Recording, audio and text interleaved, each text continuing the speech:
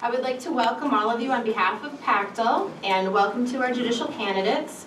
I would like to extend a thank you to our sponsors for lunch today, which is the law offices of Bjorn Brunbond and the law offices of Chris Westmoreland, who I saw right there. Thank you, Chris. And at this time, so we can start timely, I would like to go ahead and introduce our moderator. It is Chief Assistant Public Defender Sarah Mullo. Sarah was admitted to the Florida and Missouri bars over 20 years ago. Sarah's experience includes an appointment by the governor of Missouri to serve as the prosecutor for 2 counties. She has managed the Monroe County Public Defender's Office. She has worked as an associate at a family law practice, and she has done civil litigation. Sarah currently serves Pinellas and Pasco counties as our chief assistant to Mr. Dillinger. She has been with the office since 2003.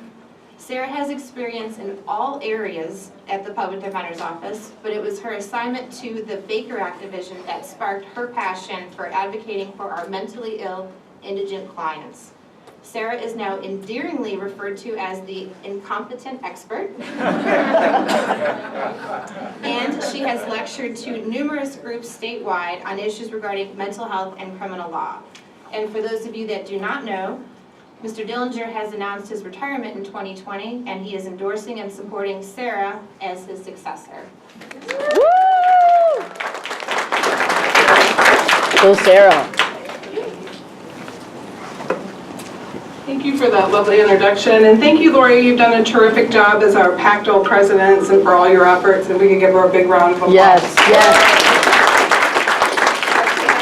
Thank our sponsors and our members who help make these types of events possible, and thank you to the candidates for participating and helping our members be better informed about who they're voting for. Hopefully they will share their knowledge, which will result in a better informed voting community.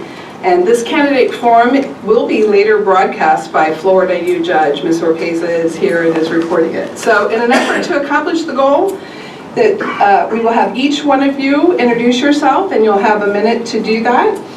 There is a bell over there that Ms. Mann is in charge of, and she will ding it upon your time expiring. After the introductions, and we'll start at the end and go all the way to the end, then I'll pose a question to each of the candidates. You'll have 1 minute to respond to each of the questions that I pose to you. So if we'll start at the end with Judge Helinger, if you would please introduce yourself, and you have 1 minute. Okay. I've worked in the building for 37 years, so everybody here knows the good, bad, and the ugly. So there's no point in me talking about the good, the bad, or the ugly. We all know I have an opponent. I have an opponent because of the contempt proceedings I started against Tobias Pardue. I have talked to several defense lawyers about their impression of what that was all about, and if one would look at the record, they would have more of an understanding of why it happened. I had a couple, at least one defense lawyer said, well, you did it because you got mad because you went to St. Pete Traffic Court. Well, that had nothing to do with it. It was a 2-day trial, and the record will reflect all the efforts I made to try and end it in a different manner. But I couldn't do it. I was unsuccessful. So I know that's why I have an opponent. I know some people disagree with how I handled it. I get it, you know, you can put up somebody to run against anybody because you don't like a decision. I'm proud of the decision. I would do it again. Thank you, Judge. Thank you. Ms. Blackwell? Yes. Claudia Elizabeth Blackwell. I disagree completely with Judge Helinger's comment, which she has made at another forum also. This is not the reason I'm running against her. I actually did my application into the JNC. Wasn't politically connected enough to get appointed by Governor Scott, but this has been a dream of mine for a long time, since I decided to go into pre-law at Florida State. I graduated Florida State in 3.5 years cum laude, Stetson University cum laude. I did insurance defense for years, and I've done marital and family law for over 10 years. So I feel like I've had regular courtroom experience, and I feel ready to be on the other side now, not because of something else that is going on in the system that I'm not aware of. Obviously, she is. So, Thank you. And now then to Group 36, Ms. Loar. Hello, everyone. I'm Doneene Loar. I am an assistant state attorney. I've worked in this building for the last 15 years. I was the 2016 prosecutor of the year. I just tried my 100th trial, 15th murder trial. I know many of you from working with you. Mr. Dillinger is a supporter of my campaign, as well as both of the sheriffs and many other elected officials that are proud to put their name behind my campaign. I have enjoyed being in court, and I am running because I believe that being a judge is the highest level of service an attorney can give to their profession and to the community. Thank you. Thank you. All right. Hello, I'm Don McBath. I've been practicing family law for over 25 years. That's my forte. And so it's an area of law that a lot of judges don't want anything to do with. But I'm volunteering for it. I love it. I love it. Absolutely love it. I've done tons of divorces in 25 years, juvenile dependency actions, domestic violence, and so there's a lot that I've learned being in the system that I can definitely help everyone who comes before me on the family law bench. I'm a native Floridian, grew up in Pasco County, went to St. Leo University, ROTC program, served Operation Desert Shield / Storm, General's Aid, Army and Air Force Exchange Services Commander. All right, thank you guys. Mr. Anderson? Good afternoon. For those of you who don't know me, my name is Dustin Anderson. I'm a candidate for Circuit Court Judge, Group 4. I just give you a little bit of background about myself. I've been an attorney for 16 years. I started off working at the State Attorney's Office here in Clearwater and up in Pasco County, prosecuting everything from DUIs to homicide cases. Last 10 years, I've managed the Regional Counsel's Office up in Pasco. I've supervised a staff of 10 attorneys, handling guardianship, probate, dependency, civil commitment hearings, and criminal cases. I'm a board-certified expert in criminal trial law. I am qualified to sit first chair in death penalty cases, one of only about 20 attorneys in the circuit so qualified. I've been endorsed by State Attorney Bernie McKay, by Public Defender Bob Dillinger, many other fine folks and individuals. I invite you to take a look at my website, Dustin for Judge. Dustin Anderson, I'd appreciate your vote on August 28th.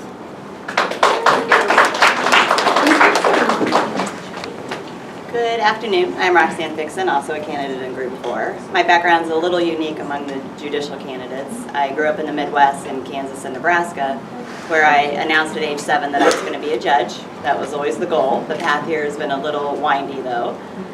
When I was in college, I fell in love with psychology, and my professional life began as an in-home family therapist working with kids and families in foster care. I did that for a long time, came to Florida in 1991, continued to do that, earned a master's degree in counseling at the University of South Florida, began to create lots of programs treating that population, and eventually my agency was the first agency to transfer services, foster care services from Pinellas and Pasco County, from the state to the communities in the state's first privatization effort. After 15 years in social services, I took the next step towards being a judge, and that was going to law school. I went to Stetson, I graduated second in my class, was on the law review. I practiced law for the last 11 years, 10 of those at Trenum Law, where I've been a partner for nearly 4 years. My practice focuses Mr. Ellis? Good afternoon, and thank you all for being here. My name is Dave Ellis, and I'm running for Circuit Court Judge in Group 4. I've lived here since 1974. I've been a sole practitioner for almost 20 years. I've practiced law for nearly 26 now. I practice in the area of family law, all types of family law cases, civil litigation, injury and contract cases, and elder law, including probate and trust litigation. So I have varied experience. I have significant experience in 4 out of the 5 divisions that circuit court judges preside over. I do have some criminal experience, but it has been some years now. I've also been Clearwater Bar President, Clearwater Bar Foundation President. I'm passionate about community service. I do a lot of it, and I care very deeply about our community. I'm a sole practitioner. I know what it means to be a sole practitioner. I know what it means to have to drive to an hour to a hearing instead of having a 5-minute telephone hearing. So I get that, and I understand for private practitioners what it's like. So Dave Ellis, Group 4. Thank you. Thank you. On to our next group, Mr. Frayman. Good afternoon. My name is Evan Frayman. I've been practicing law for about 23 years in a general civil litigation background, primarily focused on business litigation, employment law, and family law. So it's a little bit strange to be talking to a group of criminal defense attorneys. But what I can tell you about that is you're guaranteed that if I'm on the bench, I have no preconceived notions or dispositions as far as the case, and I'm going to be fair and impartial in whatever cases that I hear, in the unlikely event that I were to find myself on a criminal assignment. I believe that this post is all about public service, and for me, it's the perfect marriage of my demonstrated commitment to community service with my academic and intellectual interests as a student of the law.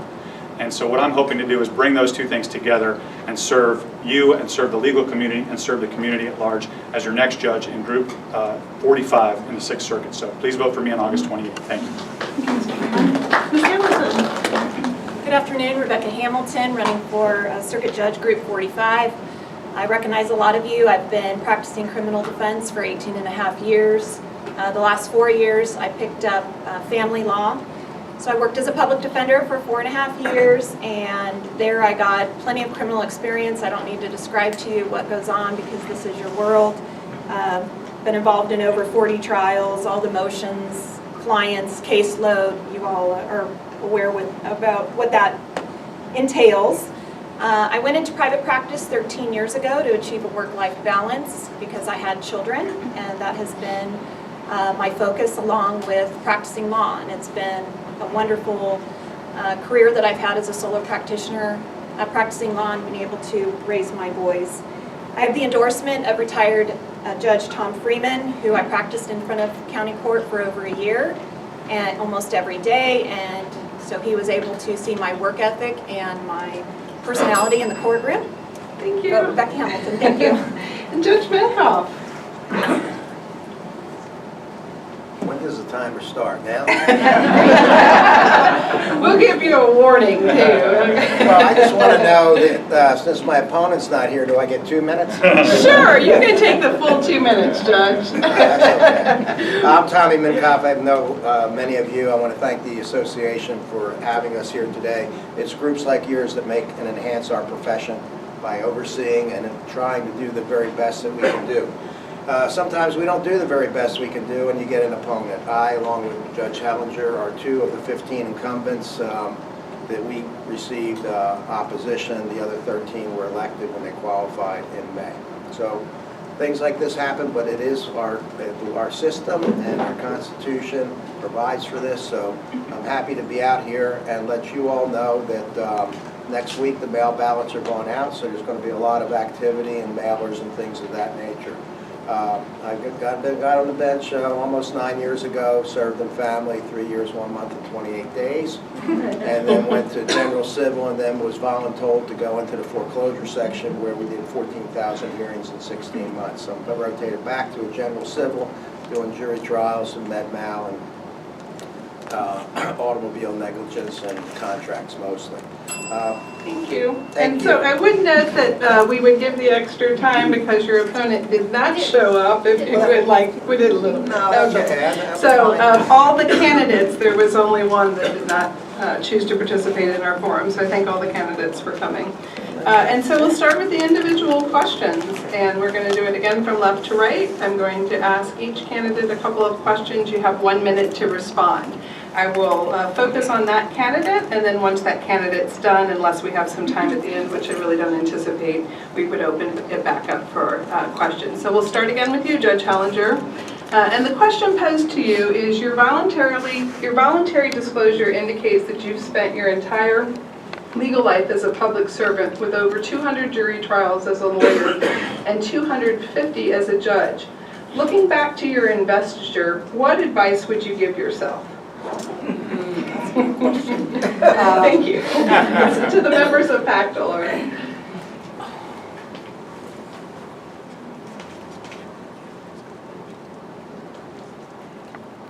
To continue to learn about yourself as you do the job and make sure you remain faithful to your own self.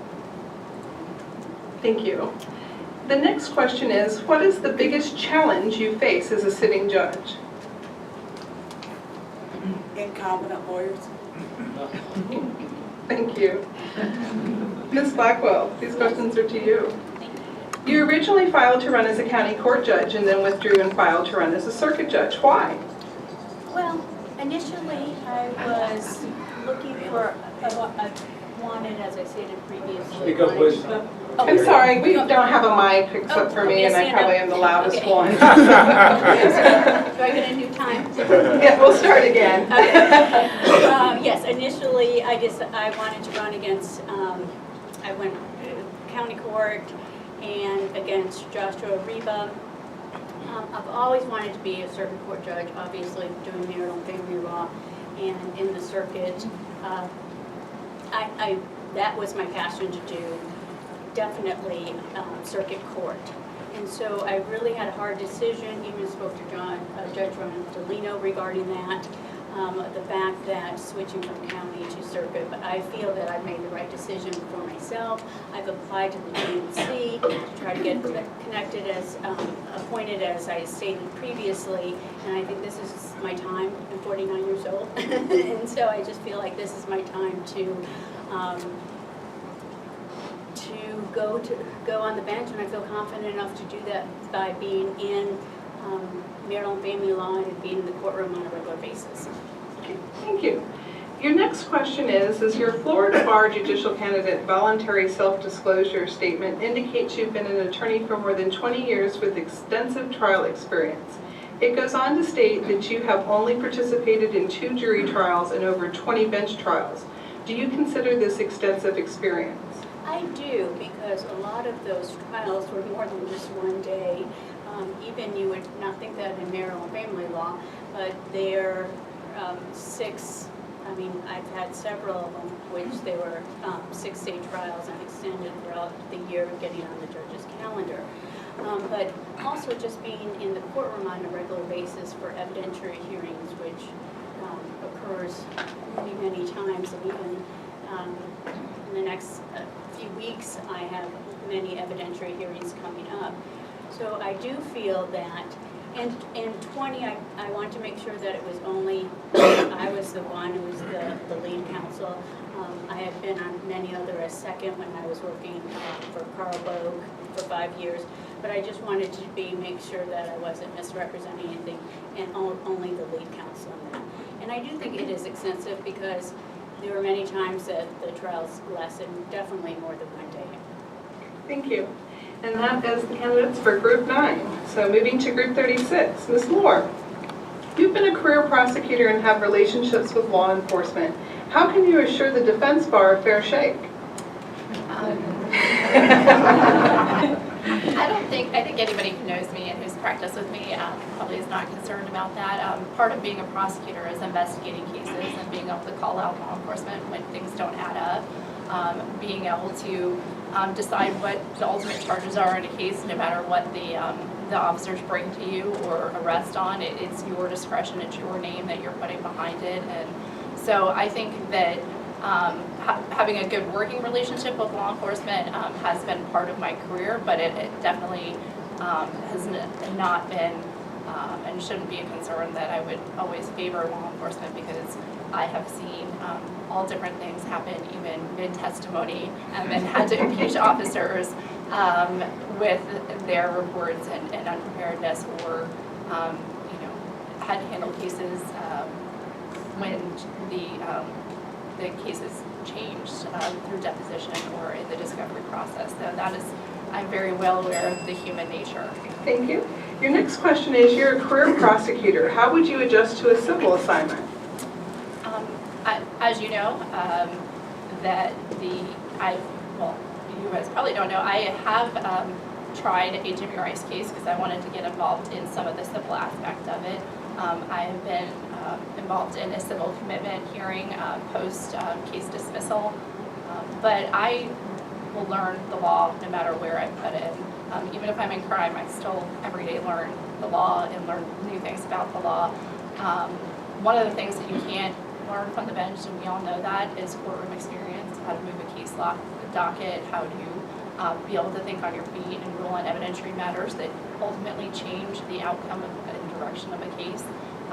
whether they're right or wrong. So I think that's something that I would bring to the bench. But whatever type of law that I'm in, I will constantly be learning as I have every day of my career. Thank you. Your next question is, what did you like most and least about being a prosecutor? We're kind of focused on that. The thing that I like most about being a prosecutor is going to work every day and having a job to do the right thing. That's my only job, is to do the right thing, whatever it is on the case and the factual situation, whether it be to drop charges in a case, whether it be to pursue the highest penalty in a case. That's, you know, it's a great feeling to go to work every day and be able to look at things and make a difference in the community. What I like least is when you go to investigations and you go to the police stations and you talk to victims, especially victims of sexual violence and child sexual violence, being able to explain to those victims that although you believe them and you know something happened, that you just don't have the evidence in order to support bringing charges, because that is a completely different scenario. So that's probably my least favorite thing that I've ever had to do in my career is to explain to victims of sexual violence or parents of children that have been sexually abused. Thank you. Mr. McBath, you did not fill out a Florida Bar Judicial Candidate voluntary self-disclosure statement. Why not? Because I want you guys to go to McBath4Judge.com and take a look at it in much greater depth than that form. And so that was one main reason. And that's really it. Just to get so you can ask questions today about me, get to know me better. A lot of those questions on that particular form, is how many trials you've had. I can do that right now. I've not been a criminal defense attorney. I've been a family law attorney. So my trials have been in front of a circuit judge. There's been no jury, but it's been trials and thousands of hearings over the last 25 years. So there is a difference, but as far as the number, I can't give it to you. I've had a law firm for over 25 years. I've had over 10 employees. Thank you. The next question is, in light of your recent public statements, how will you ensure equality for people of all backgrounds in your courtroom? I know what you're referring to. The media can be ruthless, as some of you guys probably know. And when you run for office, they look into your Facebook account, your Twitter account, they dig. So what they do is they take something and they take it and pull it out of context. And so they're notorious. The left is notorious for doing that. Yeah, the left. You got it. And so basically, it's a matter of being able to apply the law to the facts of the case. And it has nothing at all to do with whatever your beliefs are. It has nothing to do with it. Thank you. The next question is, what is your jury trial experience? Did you touched on that a little bit? Go ahead. I already answered that. So it's mainly in front of a judge. And the same with juvenile dependency. It was a judge. Same as it was for domestic violence, in front of a judge. No jury trials. So that's it. Okay, thank you. You're welcome. Moving to our group 4, we have 3 candidates. We have Mr. Anderson, Fixsen, and Mr. Ellis. So we'll start with Mr. Anderson. You're the only board certified attorney and death qualified attorney. How do these qualifications prepare you to be a judge? Well, there's a couple of qualities that you can't really teach for a good judge. One is temperament and demeanor. And I'll be quite candid, I think all 3 candidates in this race have the right temperament and demeanor to be a good judge. That's clear from just my interactions with them. I think the other thing that you can't teach is jury trial experience. Trial judges have to think on their feet instantaneously, making rulings on evidence, on the conduct of the trial. You don't have time to sit back and think, and it's critical that you get it right, because if you don't, it's going to cost the taxpayers, the litigants, time and money. I've got that jury trial experience. I think that that's what sets me apart in this race. Thank you. The next question is, you sit in a unique position of having been a prosecutor and a defense attorney. Which did you like better and why? And this is Point to the crowd, right? Yeah, right. You know, now you have 3 to do. No, you know, is it a cop-out to say I liked both equally, but for different reasons? You know, I really enjoyed my time at the state attorney's office. There's no better, well, maybe at the public defender's office too, but just out of law school, just putting you right into the fire, prosecuting cases, doing what's right, knowing that you have to, you're doing what's right. That's, you know, you're seeking justice as a prosecutor.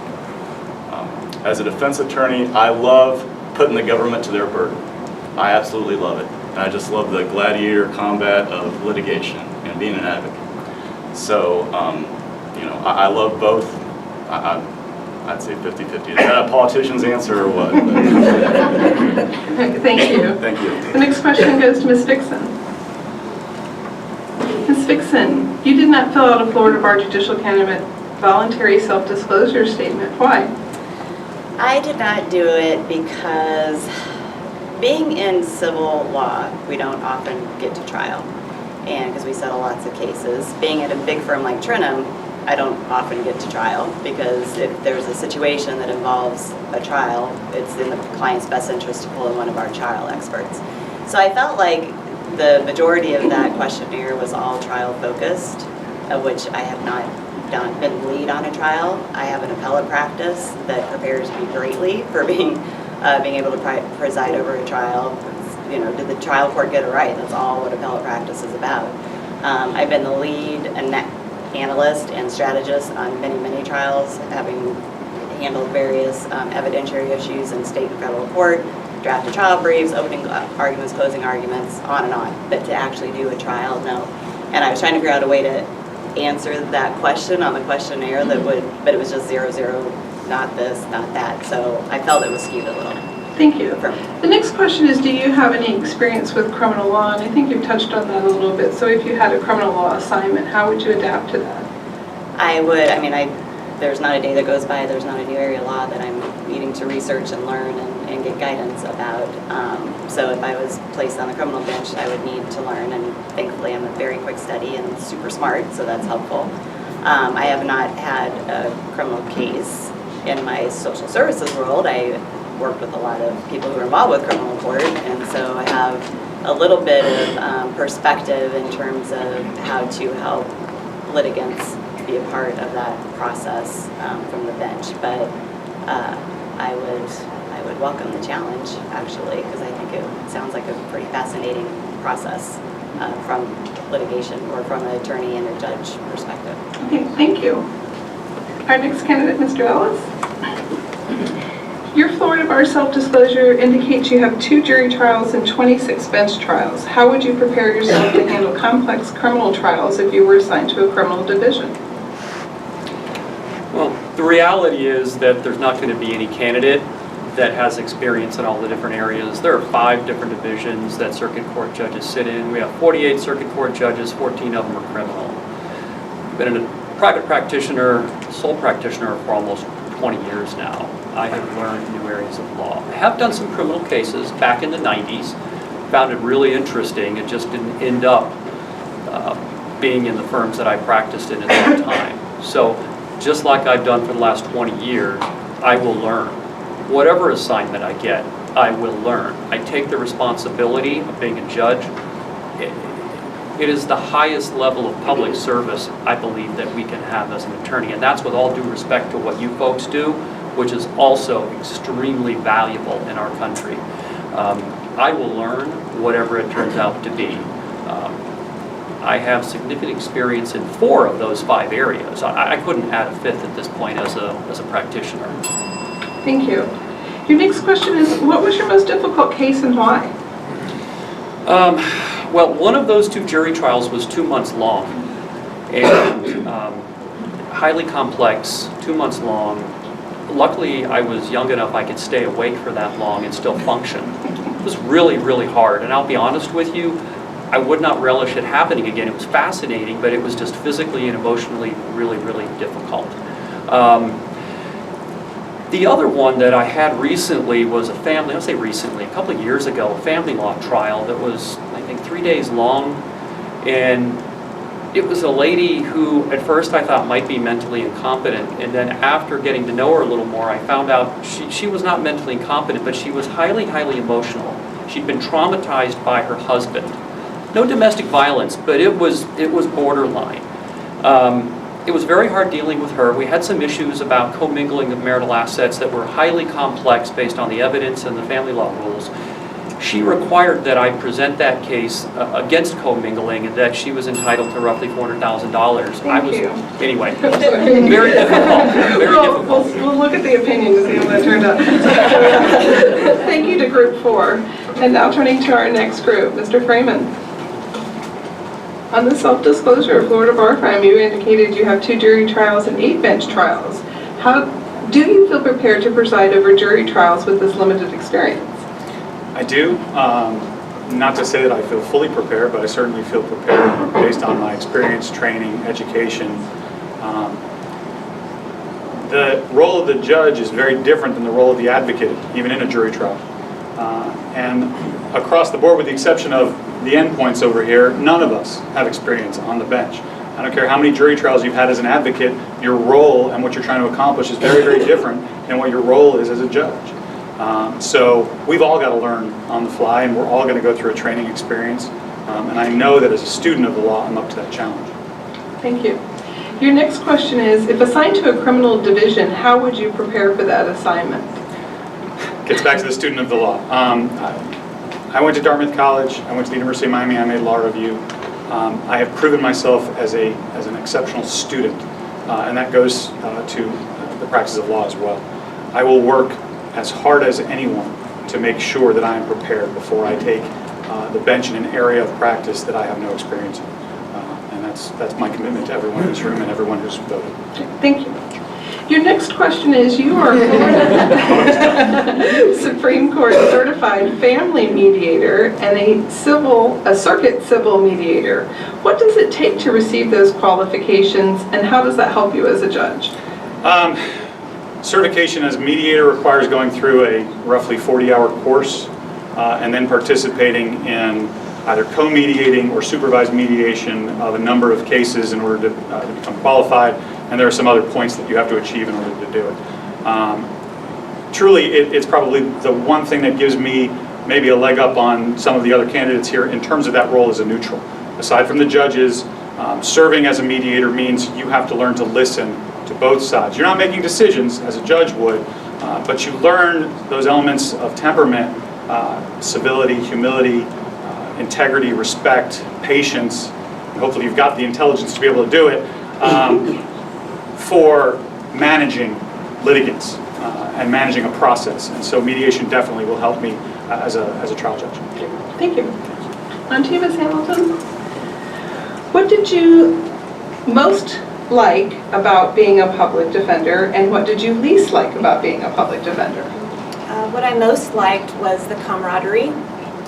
I spent a couple of weeks in a small law firm down in Bradenton doing civil law before I decided that was definitely not for me. And I also was involved in an internship when I was in law school in West Virginia, and I worked in a rural part of the community in the southern part of the state, and I loved that experience. And what I really liked is that everybody was a team. It wasn't this who's going to scramble to the top fastest and who can I step on to get there. It was a collaborative effort. We all had a common purpose, and that was to work for and to ensure constitutional rights and the liberty of those who couldn't afford legal representation, the most vulnerable, mentally, substance abuse, from culturally, but just who were at a disadvantage financially and needed to make sure that our job was to make sure that they were protected.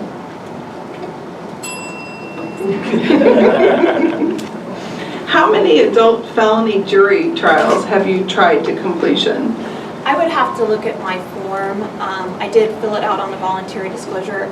I cannot answer that. I know that I believe it's 19 jury trials. You have the specs there that I was involved in most of those as first chair. Again, you have the number. I don't know if I co-counseled 4 of those. The 21, I believe, were bench trials, and a majority of those were in juvenile court. And of course, as you know, all those involve multiple counts at times, so those are just the number of actual trials. On your self-disclosure statement, you list the dates of participation in PACDL as 2000 through 2018. How have you participated in PACDL this year? This year, I have not been involved much at all. Actually, on and off, it's been on and off. In 2012, I believe that's the year I was on the committee to get PACDL, to help get the PACDL membership up and viable again, because it had become pretty much defunct. I put out an article that I drafted and had published in the Paraclete magazine of the St. Petersburg Bar, where I was involved in the committee membership, and that was published basically when we got it up and running again. So that involved members of PACDL,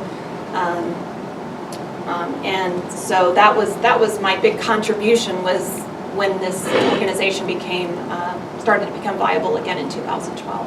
Okay, thank you. And those are the candidates for Group 45. Moving on to Group 40, Judge Minkoff.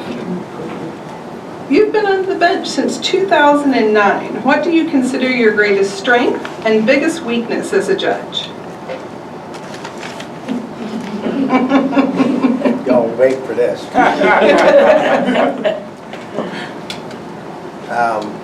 I'm a product of the greatest generation, and all us boomers, for the most part, go to work early, stay late, work hard, trying to get whatever we can get done that day, till sometimes to exhaustion, and we start the next day. So I think working hard, being there early, leaving late is a strength.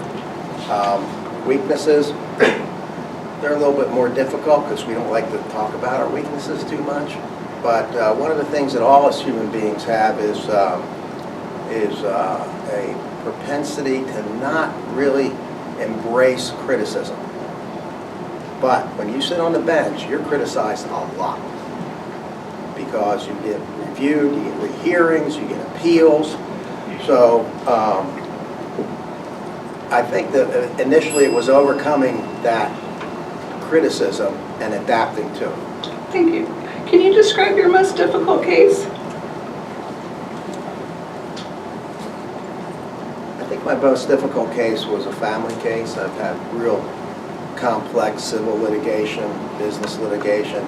But I think the most difficult case I've ever had was when I had a relocation. And the father lived here, the mother had married somebody out of jurisdiction, wanted to take the children. And under the factors in family law, it just didn't get there. So I denied it. 6 months later, there was another petition for relocation because the stepfather had moved. He was in the Army. And I had a hearing on that, and then about 6 months later, the father was murdered. And this prime suspect that was later indicted was the stepfather. So I often struggle with, had I not followed the law and let those kids go, maybe their father would still be alive. But every time I tell that story, especially to judges, we have to do our job no matter how difficult it is. Thank you. So we have a little extra time, so I'm going to pose, you thought you were finished, I know, but I'm going to torture you with one last question. And we'll have a minute for each candidate because we have about 15 minutes left. So we'll start with you, Judge Helinger, and this question is posed to all candidates, and all candidates will have 1 minute. How are you active in the community outside the legal field, and how long have you been involved? Well, I can go back to my public defender days when I was a PD, which was from 1980 until 1996. I volunteered at the Tampa Bay Children's Home. I was there every week as a mentor. When I became a judge, it was a conflict because most of the children there are victims of sexual abuse. And I thought I probably shouldn't be doing that anymore.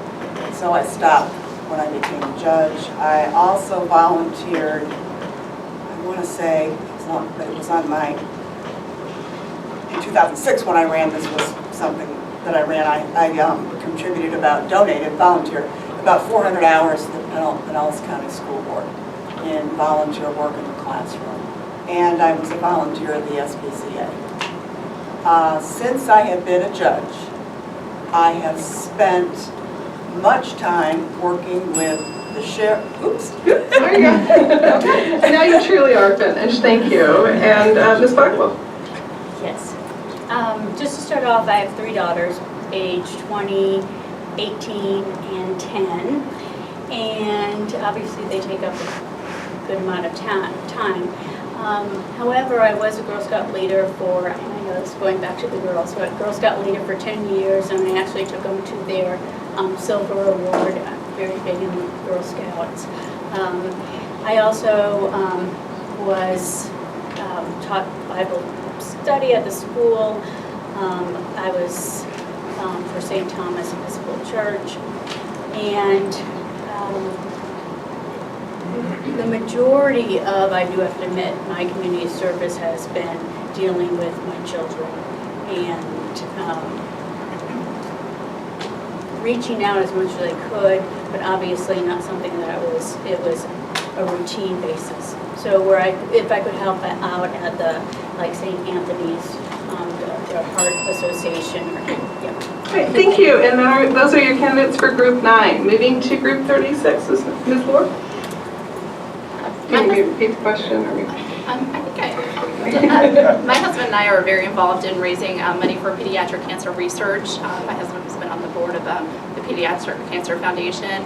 I've spent 10 years on the board of the Police Athletic League, which provides services to underprivileged youth in Wellman area and provides positive experiences and role models, which they often don't have at home.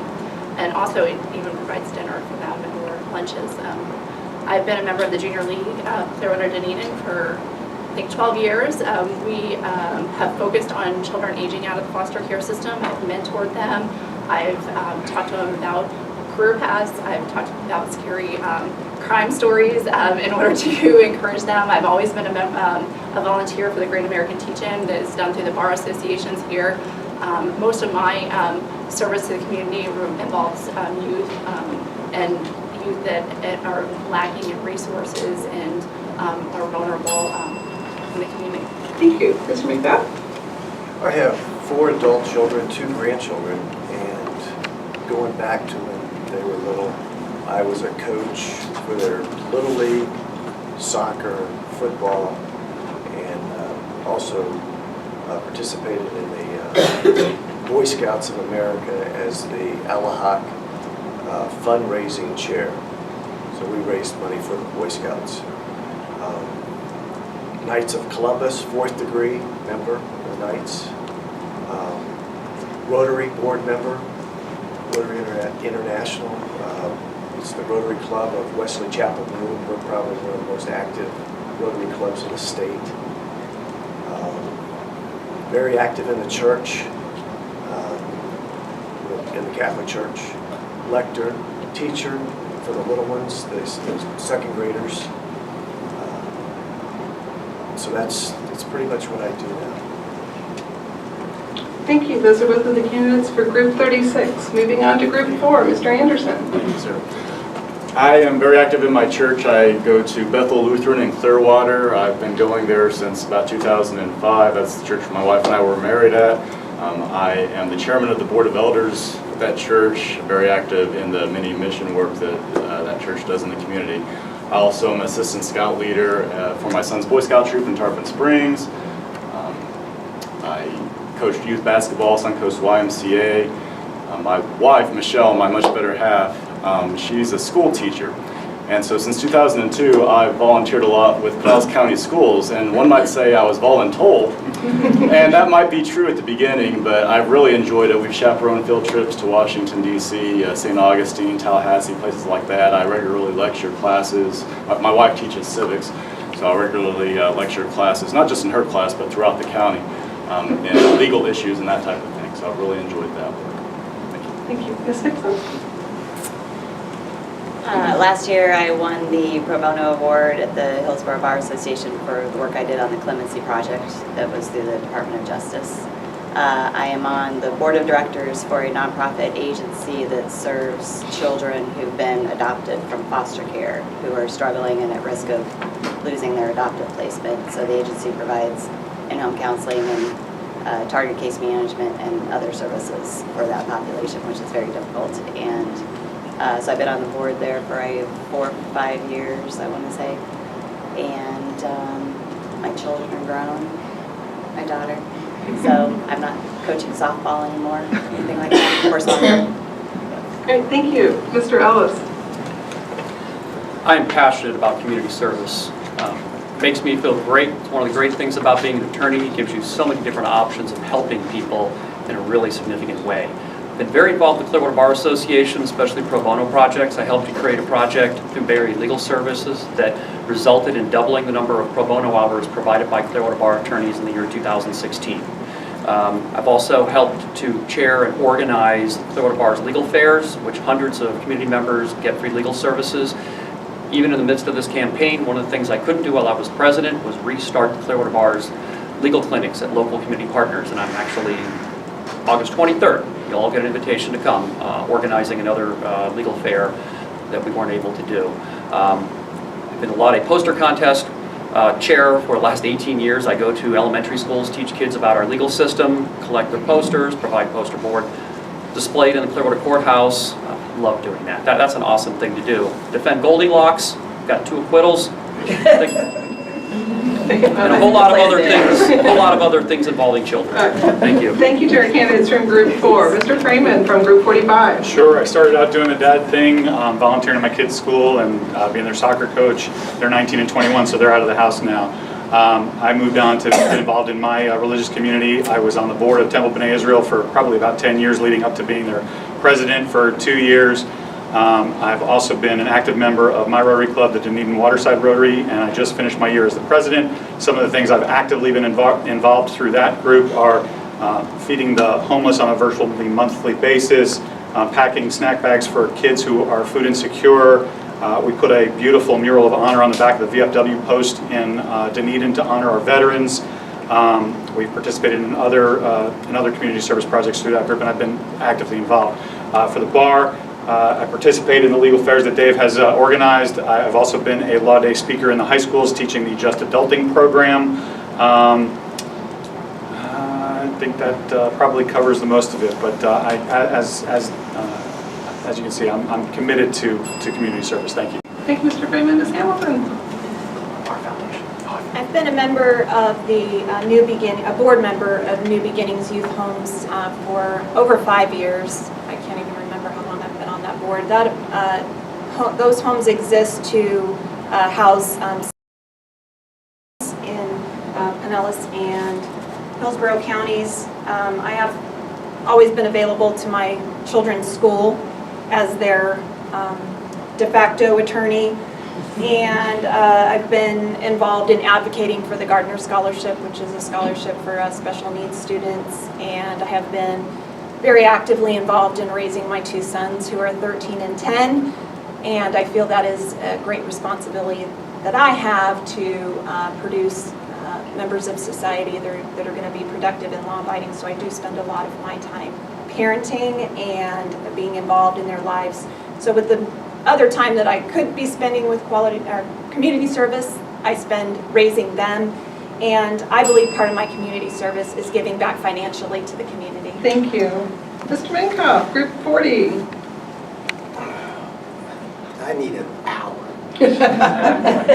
We have a I'll minute. abbreviate as quickly as I can. Before getting on the bench, I was pro bono award of the year for Gulf Coast Legal. I did about 60 bench trials for domestic violence, and I did probably 80 to 90 total. Conservative numbers 80. That's carried over on the bench. You're limited in what you can do. Judge St. John now has a program that she's heading up to bring in volunteers, and we're training them to help with domestic violence, so I'm very active in that. I'm active in the Lions Club, the American Legion. I've voluntarily taught at the College of Advanced Judicial Studies, interestingly enough, how to, as a judge, assist or deal with pro se clients, pro se litigants. So the other things that I have done, well, That's your time. That's our time. I again want to thank all of our candidates for their participation in this important process, and good luck at the polls. And to our members, if you've heard something you've liked or disliked, tell your friends about it, because that's how we get an informed voting community. So thank you.